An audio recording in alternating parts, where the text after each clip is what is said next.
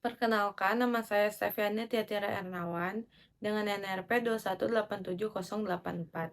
Saya akan membuat tugas video untuk memenuhi ujian akhir semester dasar-dasar kemahiran hukum dengan dosen pengampu Dr. Hasanain Haikal SH.M. Hum. Di sini saya akan membacakan atau memaparkan legal opinion yang telah saya buat. Legal opinion dengan nomor surat 001 garing SHI strip V garing 2022 dengan duduk perkara, Luhut Binsar Panjaitan berencana melaporkan Haris dan Fathia atas tindakan pencemaran nama baik di kanal YouTube yang berjudul Ada Lord Luhut di balik relasi ekonomi Ops Militer Intan Jaya. Jenderal Bin juga ada ngehamtam.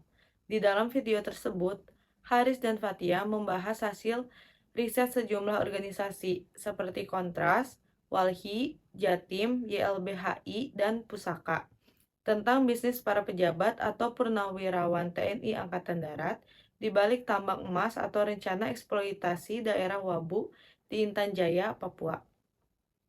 Luhut Binsar Panjaitan mempermasalahkan judul video Haris dan kalimat yang Fathia ucapkan yaitu, jadi Luhut bisa dibilang bermain di dalam pertambangan-pertambangan yang terjadi di Papua hari ini.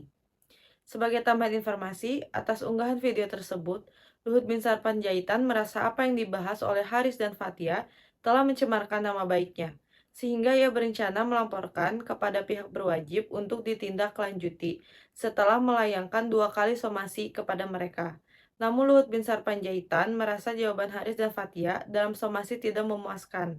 Terdapat salah satu poin somasi dari Luhut yang tidak dilakukan oleh Haris dan Fathia, yaitu meminta maaf. Atas duduk perkara tersebut, Luhut Binsar Panjaitan meminta legal opinion dari saya mengenai rencana pelaporan atas tindakan Haris dan Fathia yang mengunggah video di kanal YouTube pada tanggal 20 Agustus 2021. Lalu dasar hukumnya, terkait dengan duduk perkara di atas, saya mencatat sejumlah peraturan di dalam Undang-Undang ITE Pasal 27 Ayat 3 Jungto Pasal 45 Ayat 3. Lalu, Undang-Undang Nomor 1 Tahun 1946 Pasal 14 Ayat 2 Jungto Pasal 15 dan Kitab Undang-Undang Hukum Pidana Pasal 310 tentang penghinaan. Lalu, pendapat hukumnya, tindakan Haris dan Fathia yang mengunggah video di kanal YouTube seperti yang sudah disebutkan di atas telah memenuhi unsur Undang-Undang ITE, Undang-Undang Nomor 1 Tahun 1946, dan Kitab Undang-Undang Hukum Pidana berikut pasal-pasal yang telah disebutkan di atas.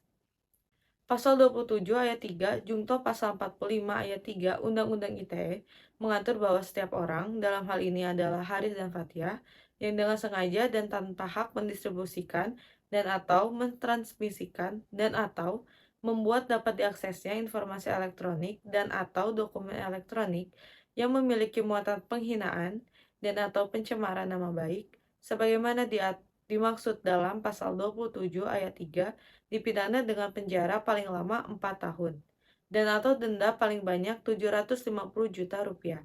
Dalam kasus ini, Haris dan Fathia dengan sengaja telah mendistribusikan dan membuat dapat diaksesnya informasi dan atau dokumen elektronik dalam bentuk video yang diunggah di kanal YouTube dan memiliki muatan penghinaan dan pencemaran nama baik dengan menyebut Lord Luhut sebagai istilah untuk merujuk Luhut Binsar Panjaitan.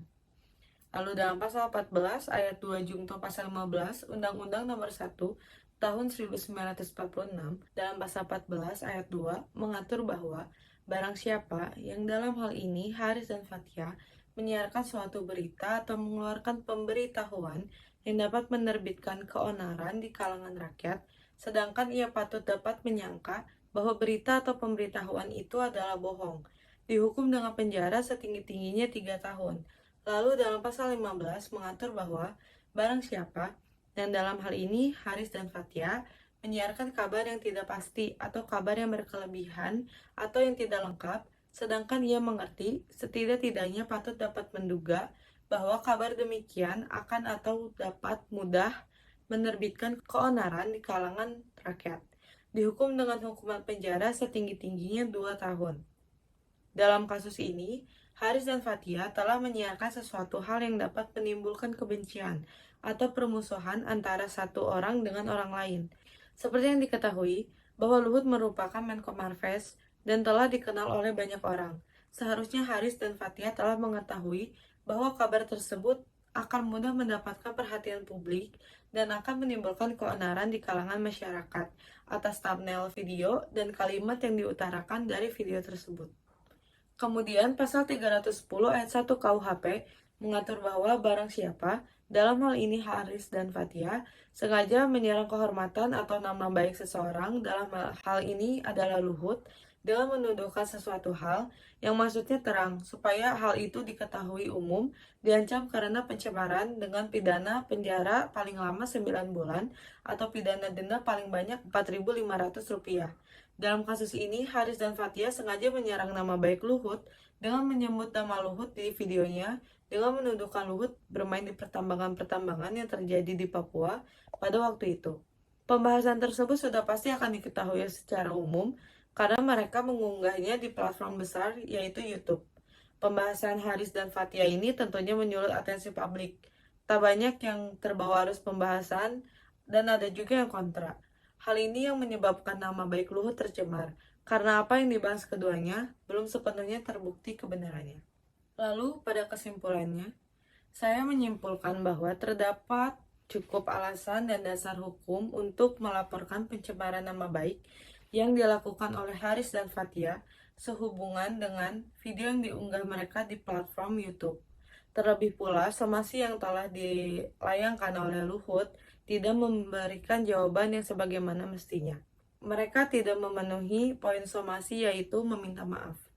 Namun, saya menyarankan agar Luhut dapat melakukan tindakan persuasif dengan meminta Haris dan Fathia menghapus video tersebut dan membuat video penjelasan atau klarifikasi serta permintaan maaf terhadap Luhut sebelum menempuh jalur hukum melaporkan kasus ini sebagai tindakan pencemaran nama baik, agar tidak menimbulkan kegaduhan baru atas pro kontranya pelaporan yang akan dilakukan. Karena menurut saya, dengan melaporkan kasus ini akan timbul kontra jika dikaitkan dengan HAM. Pihak lain dapat menyanggah dengan alasan bahwa video tersebut berisi kritik dari hasil riset sejumlah organisasi, dan hal tersebut tidak dikecualikan dalam sistem hukum dan HAM.